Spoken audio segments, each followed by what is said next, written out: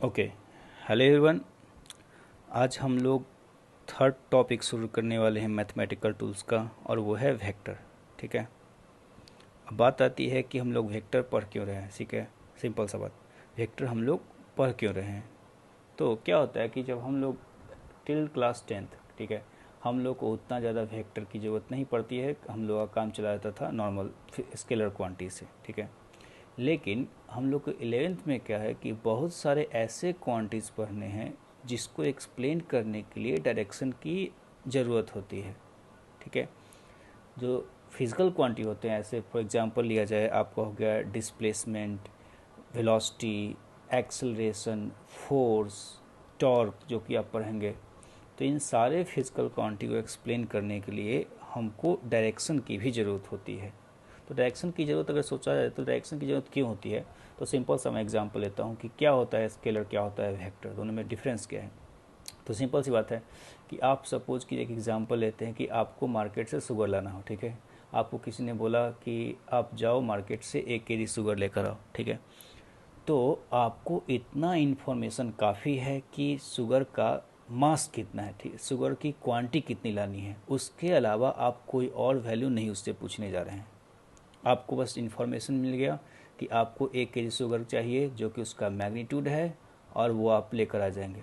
लेकिन सपोज़ कीजिए कि आपको वही किसी को बताना हो कि आपको मार्केट जाना किधर है, आपको मार्केट जाना किधर है। तो उसके लिए आपको बोलना होगा उसे, जिस जिस आदमी से आप ये इन्फॉर्मेशन ले रहे हैं उसको बोलना होगा कि आपको यहाँ से मार्केट जाने के लिए 3 किलोमीटर सपोज किए चलना होगा। पहले आपको नॉर्थ की तरफ जाना होगा, फिर आपको साउथ की तरफ जाना होगा। इस तरह से आपको दो चीज़ें चाहिए। एक तो आपको बताएगा कि वो 3 किलोमीटर चलना है, ठीक है, और साथ ही साथ वो आपको बताएगा कि नॉर्थ चलना है, साउथ चलना है, या ईस्ट चलना है, या वेस्ट चलना है, ठीक है, या लेफ़्ट चलना है, राइट चलना है। ठीक है, तो ये दोनों इन्फॉर्मेशन जब आपको मिलेंगे तभी आप सही जगह पे पहुंच सकते हैं। तो इसीलिए हम लोग को वेक्टर की ज़रूरत पड़ती है, क्योंकि अब जो हम लोग को फिजिक्स में पढ़ना है, बहुत सारे ऐसे क्वांटिटी है जिसमें आपको डायरेक्शन, बिना डायरेक्शन का आप सही डिसीजन नहीं ले सकते हैं। ठीक है, तो इसलिए हम लोग फिजिकल क्वांटिटी को इस चैप्टर में दो पार्ट में डिवाइड कर रहे हैं। एक हो गया आपका स्केलर, जो कि आप पढ़ते आ रहे हैं, बहुत अच्छी तरह से वाकिफ़ हैं, और दूसरा है वेक्टर। वेक्टर के बारे में भी आप जानते होंगे, डेफिनेशन जानते होंगे, लेकिन इसको डील कैसे किया, इसको हैंडल कैसे करना है, वो हम लोग यहाँ सीखेंगे। ठीक है, तो स्केलर का बेसिक डेफिनेशन हो गया ऐसे क्वांटिटी जिसमें बस मैग्नीट्यूड की ज़रूरत हो। एग्जाम्पल दिया हुआ है आपका मास और स्पीड। ठीक है, वेक्टर जो हो गया, इसमें लिखा हुआ है कि ऐसे फिजिकल क्वांटिटी जिसको मैग्नीट्यूड के साथ साथ डायरेक्शन की भी ज़रूरत होती है अपने आप को एक्सप्लेन करने के लिए। मतलब वेक्टर को आपको मैग्नीट्यूड में भी ज़रूरत होती है, वेक्टर को एक्सप्लेन करने के लिए मैग्नीट्यूड की ज़रूरत होती है, और फिर डायरेक्शन की भी ज़रूरत होती है। लेकिन ये बात अब हम लोग का क्या है कि इसके अलावा एक और बात की हम लोग को ध्यान रखना है, एक और बात का ध्यान हम लोग को रखना है कि आखिर क्या अगर सारे फिजिकल क्वांटिटी जिसके पास मैग्नीट्यूड हो और डायरेक्शन, उसको हम लोग का वेक्टर बोल सकते हैं? तो ऐसी बात नहीं है। ठीक है, सारे फिजिकल क्वांटिटी जिसको अगर मैग्नीट्यूड हो, डायरेक्शन हो, अगर आप उसको वेक्टर बोलते हैं तो उस क्राइटेरिया के अंदर करंट भी आता है। तो इसलिए मैंने एक और पॉइंट इंक्लूड किया है यहाँ, और वो है पॉइंट कि apart from above condition it should also follow law of vector addition. अब लॉ ऑफ वेक्टर एडिशन क्या होता है, ये सिंपली आप हम लोग, मैं आगे एक्सप्लेन करूँगा इसको। आप ये याद रखिए कि वेक्टर को कैसे ऐड करते हैं, सब ट्रैक करते हैं, समथिंग लाइक दैट। ठीक है, तो ऊपर दिए हुए कंडीशन के अलावा साथ ही साथ आपको एक और बात को भी ध्यान रखना है, और बात यह है कि आपको उस फिजिकल क्वांटिटी को law of vector addition follow करना होगा, तभी हम लोग उसको वेक्टर बोलेंगे। वेक्टर एडिशन होता क्या है वो मैं एक्सप्लेन करूँगा। एग्जाम्पल दिया हुआ है वेक्टर का आपका वेलोसिटी, एक्सेलरेशन, फोर्स, और इस बात को मैंने यहाँ भी लिख रखा है कि नोट में कि current has magnitude as well as direction but still it's not vector.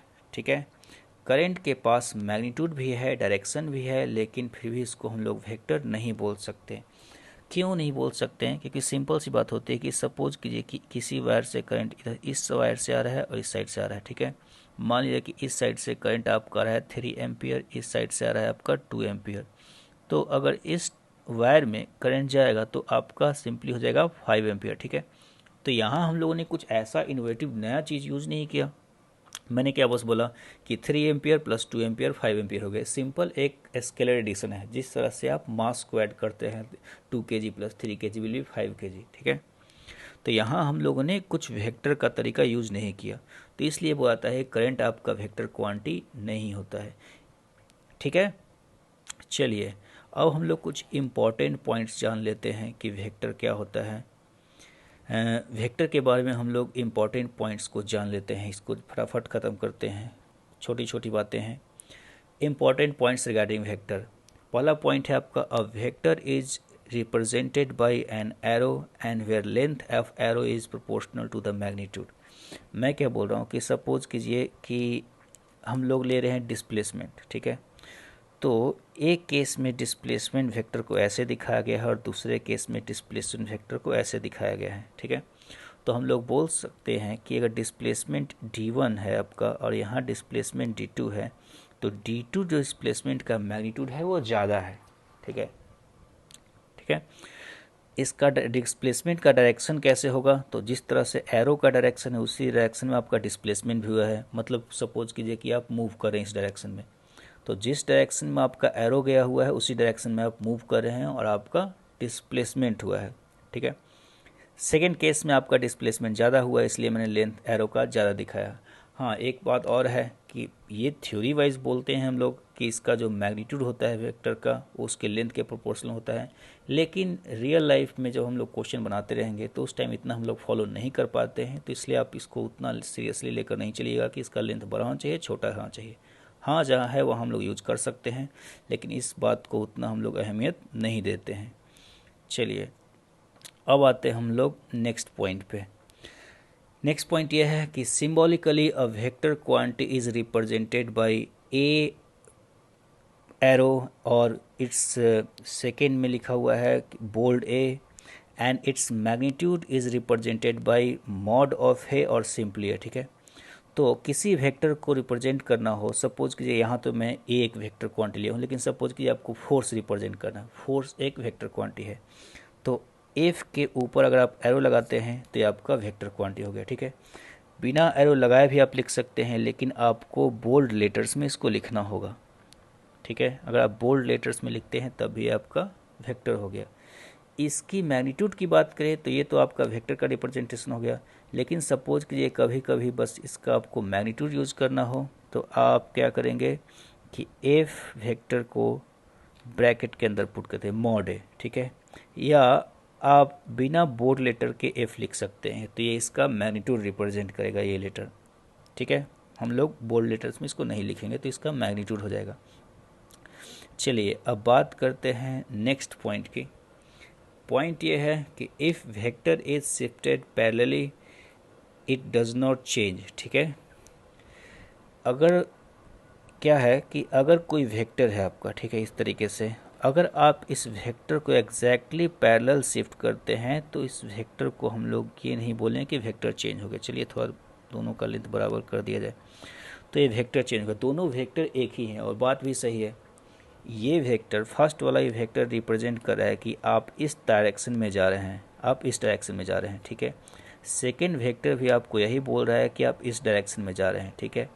तो अगर बिना लेंथ को चेंज किए हुए और बिना डायरेक्शन को चेंज किए हुए आप एक वेक्टर को यहाँ से यहाँ शिफ्ट करते हैं तो वेक्टर तो वही रहेगा, क्योंकि वेक्टर का यूज ही होता है आपको डायरेक्शन दिखाने के लिए और मैग्नीट्यूड दिखाने के लिए, ठीक है। वेक्टर के पास दो ही चीज़ होती है। चलिए अब हम लोग बात करते हैं नेक्स्ट पॉइंट की। नेक्स्ट पॉइंट ये है कि if vector is rotated bye angle 2 pi it does not change. सही बात है, क्योंकि 2 पाई एंगल से रोटेट करने के बाद आप बेसिकली एक चक्कर लगा रहे हैं, तो एक चक्कर लगाकर आप फिर से वहीं आ जाएंगे। तो ये 2 पाई जो एंगल है इससे आप अगर वेक्टर को रोटेट करवाते हैं 360 डिग्री से तो वेक्टर आपका वही का वही रह जाएगा, चेंज नहीं होगा। बेसिकली दोनों एक ही पॉइंट्स हैं, फर्स्ट और सेकेंड पॉइंट। चलिए अब आते हैं हम लोग नेक्स्ट पॉइंट में। हम लोग का नेक्स्ट पॉइंट है if vector A is equal to vector B, then हम लोग बोल सकते हैं कि ए और बी का मैग्नीट्यूड इक्वल होगा और साथ ही साथ ए और बी का डायरेक्शन भी सेम होगा। ठीक है, मतलब ये हो गया कि अगर दो वेक्टर इक्वल हैं तो दोनों वेक्टर को इक्वल होने के लिए उसका मैग्नीट्यूड भी बराबर होना चाहिए और साथ ही साथ दोनों का डायरेक्शन भी सेम होना चाहिए, तभी हम लोग दोनों वेक्टर को इक्वल बोल सकते हैं। ओके, अब आता है आप लोगों का next point, point number 6। Point number 6 में लिखा हुआ है कि inequality sign does not hold true between two vectors. इसका मतलब ये हुआ कि आप ये कभी नहीं बोल सकते हैं कि वेक्टर ए बड़ा है या छोटा है वेक्टर बी से। ये इनइक्वालिटी साइन दोनों वेक्टर के बीच में कभी नहीं यूज़ होता है। आप इक्वलिटी साइन दोनों को इक्वल बोल सकते हैं, लेकिन आप कौन वेक्टर बड़ा है कौन सा वेक्टर छोटा है ये आप नहीं बोल सकते हैं। और बात भी सही है। क्यों बात सही है? क्योंकि आप ये कभी नहीं बोल, सपोज कीजिए कोई आदमी गया, आपका कोई आदमी इस डायरेक्शन में मूव कर रहा है, ठीक है, और 5 किलोमीटर मूव किया है, 5 किलोमीटर, ठीक है, चलिए 5 मीटर ही मूव किया मान लेते हैं। तो इस डायरेक्शन में 5 मीटर मूव किया। दूसरा आदमी जो है वो क्या करता है कि इस डायरेक्शन में मूव करता है और वो भी 5 मीटर ही मूव करता है। तो आप कैसे बोल सकते हैं कि इसका डिस्प्लेसमेंट, किस आदमी का डिस्प्लेसमेंट ज़्यादा है और किस आदमी का डिस्प्लेसमेंट कम है? क्योंकि दोनों फाइनली तो दोनों एक ही मैग्नीट्यूड मूव किया। हाँ, ये बोल सकते हैं कि दोनों का मैग्नीट्यूड बराबर है, ठीक है, लेकिन आप ये नहीं बोल सकते हैं कि दोनों का डायरेक्शन में कौन सा डायरेक्शन बड़ा है और कौन सा डायरेक्शन छोटा है। कभी हम लोग डायरेक्शन को कंपेयर नहीं कर सकते। तो इसलिए हम लोग को बोला जाता है कि दो वेक्टर के बीच में इनइक्वालिटी साइन होल्ड नहीं करता है। हाँ, उनके मैग्नीट्यूड के बीच में इनइक्वालिटी साइन होल्ड करता है। मतलब मैं ये बोलना चाह रहा हूँ कि अगर आपको कहीं ये लिखा हो कि वेक्टर ए का मैग्नीट्यूड बड़ा है वेक्टर बी से, तो ये कहना सही है, बड़ा या छोटा है, तो ये कहना हम लोग सही मान सकते हैं, लेकिन ये नहीं बोल सकते हैं कि वेक्टर ए बड़ा है या वेक्टर बी बड़ा है। ठीक है, ये कहना बिल्कुल गलत है। चलिए, तो ये आपके ख़त्म हो गए बेसिक पॉइंट्स, ठीक है, बिल्कुल छोटे छोटे पॉइंट्स थे। अब हम लोग आते हैं नेक्स्ट पॉइंट की तरफ, नेक्स्ट पॉइंट नहीं, नेक्स्ट टॉपिक की तरफ वेक्टर में, और वो टॉपिक है representation of vector on different planes. ठीक है, हम लोग डिफरेंट प्लेन्स में वेक्टर को कैसे रिप्रेजेंट करते हैं। फर्स्ट आपका है जियोग्राफिकल प्लेन, ये काफ़ी ज़्यादा इम्पोर्टेंट है, छोटी सी बात है लेकिन टाइम के साथ लोग भूल जाते हैं। और सेकंड है आपका कार्टेशियन प्लेन, ये बिल्कुल ही आसान है और कभी हम लोग को ज़रूरत भी नहीं पड़ती। चलिए, तो हम लोग फर्स्ट हेडिंग देते हैं अब जियोग्राफिकल प्लेन। अब यहाँ से सीखने वाली बात आ गई।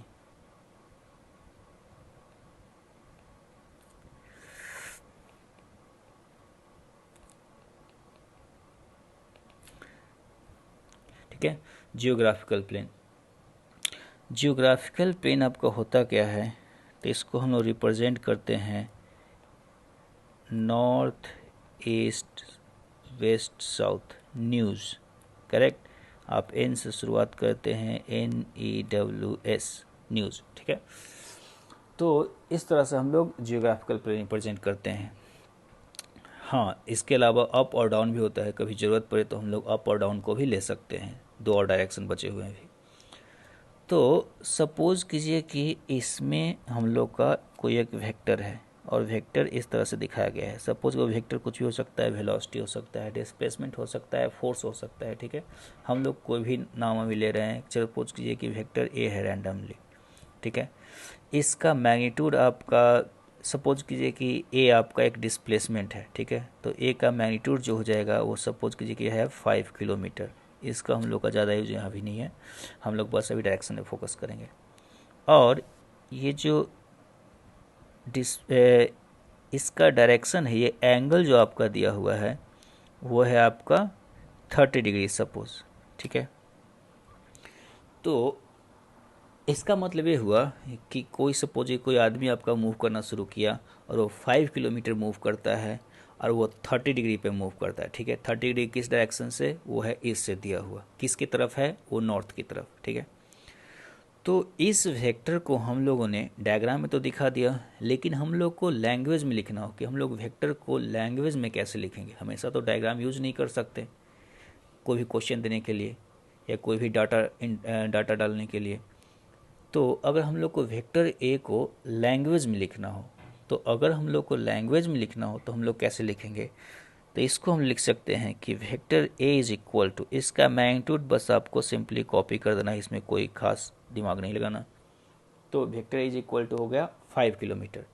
अब आती है डायरेक्शन की बात। तो डायरेक्शन कुछ इस तरह से लिखते हैं, इसको हम लिख सकते हैं 30 डिग्री एन ए, ठीक है, 30 डिग्री एन ई। अब इसको पढ़ते कैसे हैं? तो इसको हम लोग पढ़ते हैं एन ई को नॉर्थ ऑफ ईस्ट, ठीक है। मतलब ये हुआ कि आप जो ए का डायरेक्शन है 30 डिग्री नॉर्थ की तरफ है, किस डायरेक्शन से? इस डायरेक्शन से। सही बात है, जो वेक्टर ए है वो 30 डिग्री नॉर्थ की तरफ है इस डायरेक्शन से, तभी हम उसको बोल रहे हैं नॉर्थ ऑफ ईस्ट, ठीक है। हाँ, देखिए कभी कभी क्या होता है कि कभी कभी लोग इसको उल्टा लेते हैं, तो ये बात आपको बिल्कुल ध्यान रखना है। टाइम के साथ यही होने वाला है कि आप सोचेंगे कि ये बहुत छोटी सी बात है, ठीक है, और टाइम के साथ इसको भूल सकते हैं। और भूलते लोग भूलते क्या है, यहाँ पर सिंपल करते हैं कि अगर 30 डिग्री एनी लिखा हो तो समझते हैं कि 30 डिग्री नॉर्थ से ईस्ट की तरफ, नॉर्थ से ईस्ट की तरफ, जो कि बिल्कुल उल्टा है। हम लोग बेसिकली ले रहे हैं 30 डिग्री ईस्ट से नॉर्थ की तरफ, ठीक है। तो आपको एक बात ध्यान रखना है कि हम लोग यहाँ नॉर्थ से ईस्ट, एनी का मतलब नॉर्थ से ईस्ट नहीं होता है, एनी का मतलब होता है नॉर्थ ऑफ ईस्ट, और उसका मीनिंग बिल्कुल उल्टा आता है। उसका मीनिंग आता है ईस्ट से नॉर्थ की तरफ, ठीक है। एक तरीके से और इसको लिख सकते हैं हम लोग, वेक्टर ए को इस तरह से लिख सकते हैं कि ये हो जाएगा आपका 5 किलोमीटर 60 डिग्री ई एन, ठीक है, 60 डिग्री ई एन। मतलब आप वाई एक्सिस से लेंगे तो ये जो एंगल हो जाएगा आपका 60 डिग्री, और 60 डिग्री ईस्ट, किस डायरेक्शन से? नॉर्थ डायरेक्शन से। सो 60 डिग्री ईस्ट ऑफ नॉर्थ, ठीक है। बेसिकली हम लोग क्या करते हैं कि एंगल दिखाते टाइम हम लोग सेकेंड लेटर से फर्स्ट लेटर की तरफ मूव करते हैं, ना कि फर्स्ट लेटर से सेकेंड लेटर की तरफ मूव करते हैं, ठीक है। सेकेंड लेटर मतलब हो गया आपका जो लास्ट में लिखा हुआ है। चलिए एक और एग्जांपल लेते हैं कि सपोज कीजिए कि कोई आदमी जो है वो मूव करता है कुछ इस डायरेक्शन में, और वो 37 डिग्री मूव करता है, 37 डिग्री एंगल पे। ये आपका हो गया एन, ये हो गया ई, ये हो गया आपका डब्लू, ये हो गया एस, ठीक है। ये हो गया आपका वेक्टर ए। आप इसका मैग्नीट्यूड कुछ भी ले सकते हैं, सपोज कि 6 किलोमीटर हम लोग मूव कर रहे हैं, ठीक है। तो अगर आपको इसको दिखाना हो तो क्या लिखेंगे? लिखेंगे हम लोग vector A is equal to 6 kilometre, magnitude में कोई खास बात नहीं है, 6 किलोमीटर। इसको लिखना पड़ेगा हम लोग को 37 डिग्री नॉर्थ ऑफ वेस्ट, ठीक है। 37 डिग्री आप नॉर्थ की तरफ हैं वेस्ट से, ठीक है। तो आपको लिखना होगा नॉर्थ ऑफ वेस्ट, और हम लोग मूव कर रहे हैं वेस्ट से नॉर्थ की तरफ, ठीक है। हमेशा उल्टा होता है, हिंदी में उल्टा होता है, ठीक है। चलिए इसको हम लोग एक और तरीके से लिख सकते हैं, इसको हम लिख सकते हैं 6 kilometre 53 degree west of north. Just आपका लेटर्स रिवर्स हो जाते हैं, ठीक है। तो इस तरीके से हम जियोग्राफिकल प्लेन में वेक्टर्स को रिप्रेजेंट करते हैं, ओके। चलिए अब हम लोग कुछ क्वेश्चन कर लेते हैं। क्वेश्चन ये है कि सपोज कीजिए कि एक वेक्टर दिया हुआ है कुछ इस तरीके से, और ये एंगल दिया हुआ है 60 डिग्री, ठीक है। और वेक्टर को हम लोग असाइन करते हैं नाम, सपोज कि ए इज इक्वल टू है 4 किलोमीटर, ठीक है। और आपको इसको रिप्रेजेंट करना है कि हम लोग इसको लिखें कैसे, NEWS हो गया, ठीक है। तो इसको हम लोग को लिखना कैसे है? तो हम लोग इसको लिख सकते हैं, मुझे लग रहा है क्या क्या बहुत लोग क्या बोलेंगे कि vector A is equal to हो जाए आपका 4 kilometre 60 degree south of west. ठीक है, जो कि बिल्कुल ही गलत आंसर है। ठीक है, ऐसा नहीं लिखना है। क्यों नहीं लिखना है कि आप सोचिए कि जो वेक्टर ए का डायरेक्शन है, क्या वो जो आदमी है, जो आदमी मूव कर रहा हुआ, क्या वो आदमी थर्ड क्वाड्रेंट में मूव कर रहा है? नहीं। ये जो आदमी है वो इस वेक्टर को आप आगे बढ़ाएंगे तो ये बोलेगा कि नहीं, मैं नॉर्थ ईस्ट के बीच में मूव कर रहा हूँ। एग्जैक्टली बीच में नहीं, लेकिन नॉर्थ, मेरा जो डायरेक्शन है वो नॉर्थ और ईस्ट के बीच में कहीं है। ठीक है, एक और बात मैंने आपको बोल रखा है कि एक वेक्टर को पैरेलली शिफ्ट करने से वो वेक्टर कभी चेंज नहीं होता है।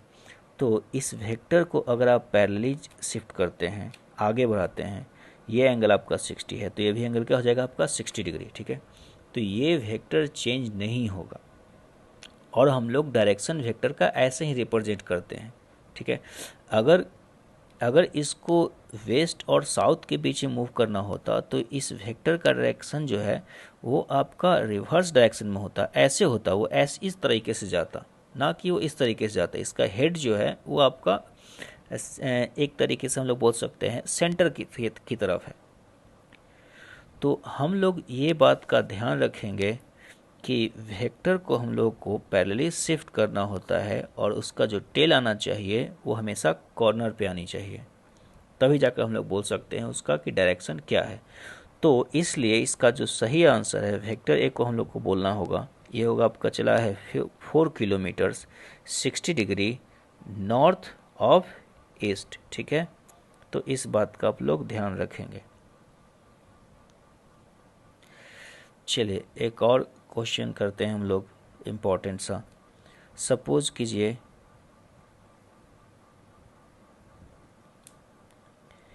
कि कोई वेक्टर दिया हुआ है। चलिए हर बार एक ही टाइप का नहीं लेते हैं, इस बार थोड़ा सा चेंज कर दिया जाए, क्वाड्रेंट अलग करते हैं हम लोग। क्वाड्रेंट हम लोग लेते हैं ये वाला, सही है। ये एंगल चलिए लेते हैं हम लोग 45 डिग्री। चलिए नाम अभी ए ही रखते हैं, क्या जाता है नाम में आपका 3 किलोमीटर। 4 किलोमीटर में नहीं ले रहा हूँ क्योंकि मैं 4 किलोमीटर ले चुका हूँ। NEWS। ठीक है, आपको लिखना है वेक्टर ए को रिप्रेजेंट कैसे करेंगे, तो हम लोग बोलेंगे कि वेक्टर ए जो है वो है 3 kilometre 45 degree south of east. मतलब आपने मूव किया है 45 डिग्री साउथ, किस से? ईस्ट डायरेक्शन से, तो इसलिए हम लोग बोलते हैं साउथ ऑफ ईस्ट, या बेसिकली आप ईस्ट से साउथ की तरफ जा रहे हैं। इसको हम लिख सकते हैं also 3 kilometre 45 degree east of south. ठीक है, क्योंकि दोनों से एंगल 45 डिग्री, इसीलिए इसको हम लोग ये भी लिख दे तभी चलता है हम लोग का 3 किलोमीटर साउथ ईस्ट या ईस्ट साउथ। ठीक है, क्यों? क्योंकि एंगल जो होते हैं दोनों साइड से बराबर ही हैं, तो अगर आपका एंगल दोनों साइड से बराबर है 45 डिग्री, तो 45 डिग्री को लिखने की ज़रूरत नहीं पड़ती है। तो याद रहे, कहीं कहीं अगर आपको दे दे, सपोज कीजिए कि यहाँ एंगल आपको नहीं दिखा है और बोले नॉर्थ ईस्ट, साउथ वेस्ट, या फिर कोई भी दो नोटेशन आपको दे देता है। ठीक है, तो इसका मतलब ये नहीं होता कि वो एंगल देना भूल गया है। इसका मतलब ये होता है कि वो बोल रहा है क्या, कि जो वेक्टर का डायरेक्शन है वो एग्जैक्टली उस दोनों डायरेक्शन के बीच में है 45 डिग्री पे। ठीक है, तो इसलिए हम लोग इसको ऐसे भी लिख सकते हैं। ओके, चलिए अब आते हैं हम लोग नेक्स्ट क्वेश्चन पे। नेक्स्ट क्वेश्चन ये है कि सपोज कीजिए कि आपको रिप्रेजेंट करना हो एक vector a is equal to 3 kilometres 15 degree west of south. ठीक है, इस बार मैंने वैल्यू दे रखा है और आपसे पूछा गया है कि वेक्टर को रिप्रेजेंट कैसे करेंगे। तो चलिए, बिल्कुल आसान सा क्वेश्चन, हम लोगों ने काफ़ी क्वेश्चन कर रखा है। हम लोग वेक्टर को ऐसे लिख सकते हैं कि वेक्टर ए जो है,